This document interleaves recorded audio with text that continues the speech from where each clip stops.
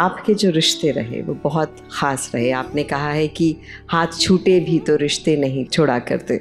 सबसे पहले मैं उन रिश्तों की बात करना चाहूँगी जिनके बारे में शायद हमारी ऑडियंस नहीं जानती इतना, उनके बारे में जिन्हें जो थे तो आपके पिताजी, लेकिन आप उन्हें अब्बू कहना बहुत पसंद करते थे। जी जी। पिताजी भी कहते थे हम, और पंजाबी फैमिली में था तो इसलिए मैं उसे पापा जी भी कहते था। लेकिन जिस कस्बे में मैं बड़ा हूँ, जिस गांव में, वो उसमें मुसलमानों की आबादी ज़्यादा थी और मेरे दोस्त बहुत थे।